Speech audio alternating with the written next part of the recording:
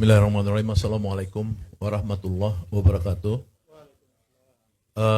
Yang saya muliakan Pak Hasto Kristianto, Sekretaris Jenderal partai terbesar di Indonesia berturut-turut berkali-kali, PDI Perjuangan. Kemudian filosof agung kita, Bapak Rocky Gerung. Kalau nggak ada filosof, kita Indonesia kacau, nggak tercerahkan. Jadi kita berterima kasih di Indonesia ini lahir ya filosof agung Rocky Gerung. Dan Bapak Jumur Hidayat, ini nggak ada jumur, nggak ada masa. Karena Soekarno bilang dulu dalam teori aksi massa atau masa aksi, tidak ada yang namanya mahforming tanpa massforming. Yang bisa melakukan itu cuma Jumur Hidayat di Indonesia ini. Ibu Salsabila, terima kasih untuk menjadi moderator. Ini saya mewakili Sabang Merauke Circle, tapi saya pendiri juga dari Perhimpunan Menemukan Kembali Indonesia. Itu pendirinya sebenarnya 4 orang, saya, Rocky, Jumur, dan Ferry Juliantono. Tapi karena dia disuruh Prabowo ke Cina sekarang, nggak datang kemari. PMKI ini ya itu adalah organisasi yang ingin menemukan kembali Indonesia. Kami merumuskannya berkali-kali di rumah Rocky Gerung di Sentul sana. Bagaimana? Enggak, itu kan cuma bagaimana menemukan kembali gitu. Jadi kita sebenarnya Bapak-bapak, Ibu-ibu sekalian, forum ini kita yang kedua kali, tapi sering sebenarnya kita sebelum ini dari tahun 2021 yang pertama sekali melakukan gagasan people power melawan Jokowi 3 periode itu sebenarnya PMKI, Perhimpunan Menemukan Kembali Indonesia. Boleh dilihat di Google, di detik jejak online. Jadi ini kita terusan daripada itu rembuk pemikiran. Kenapa perlu ada rembuk pemikiran? Bapak, Ibu-ibu sekalian yang saya hormati, tanpa pemikiran besar tidak mungkin ada sebuah bangsa besar. Tanpa sebuah bangsa besar tidak mungkin ada negara besar. Ya, itulah yang harus kita lakukan terus-menerus. Karena kita percaya bedanya negara dengan gerombolan itu, ya kalau sekarang nggak ada pemikir-pemikir besar, jadi gerombolan nih negara. Di bawah Jokowi ini, gerombolan. Ya, walaupun Pak Rocky Gerung udah terima kasih kemarin kan, tapi konteksnya kan terima kasih untuk panjat tebing. Ya kan? Jadi maksudnya tidak mungkin. Jadi kita senang sekali di sini ada teman-teman tokoh-tokoh, ada pimpinan Yayasan Bung Karno, di sini ada Mas Eko Sanjaya ya, yang sampai Ibu Rahmawati meninggal dialah yang mendampingi terus. Ya, kemudian ada tokoh HKTI, tokoh buruh, ada tokoh NTB Hatta Taliwang, pendiri PAN, ada tokoh Toraja di sini, Pak Henry calon Bupati Toraja nih. Ya, kemudian ada teman-teman lain dari Medan, buruh udah pasti ya. Kita terus berjuang untuk bangsa ini besar karena Harkitnas yang kita peringati hari ini adalah untuk mengenang jasa-jasa pahlawan kita, jangan sampai mereka meninggal sia-sia.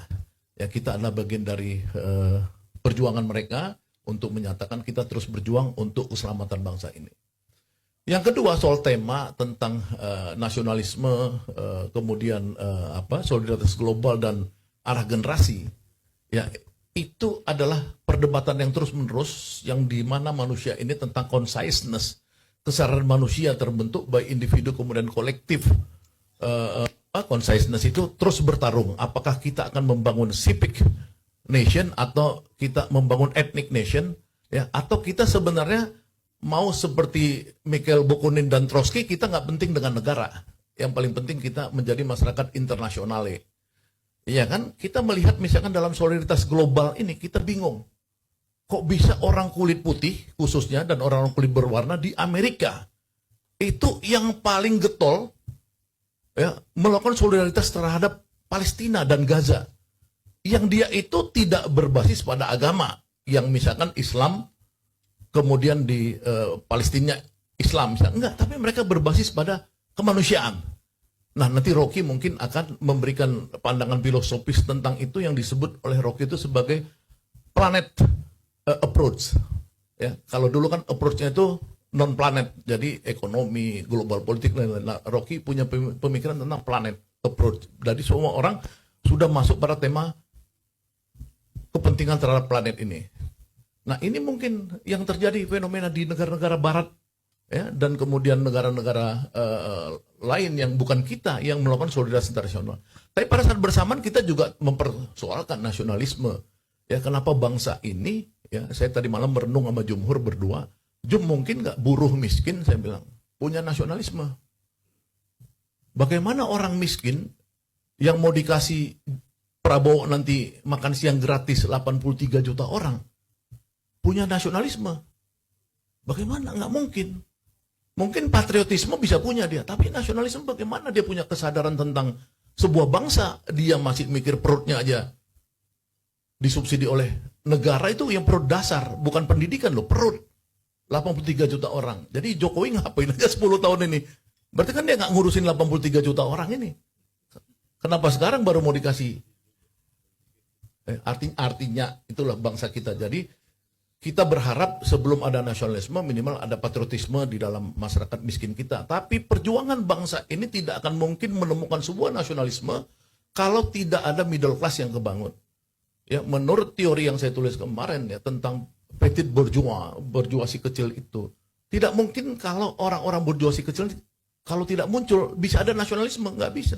Soekarno itu middle class, petit bourgeois. Ya, Rocky Gerung ini orang kaya menteng. Ya. Jumhur juga begitu, Pak Hasto juga begitu. Semua orang-orang yang sebenarnya secara kelas dia itu, kesadaran kelasnya itu dia bunuh diri kelas. Maka dia memperjuangkan nasib rakyatnya ketika dia melakukan bunuh diri kelas. Inilah yang sebenarnya kita dorong middle class kita, masyarakat kita ini untuk mencintai bangsa ini, punya kesadaran tentang nasionalisme dan berjuang untuk bangsanya selamat. Jangan dicaplok oleh oligarki lokal maupun oligarki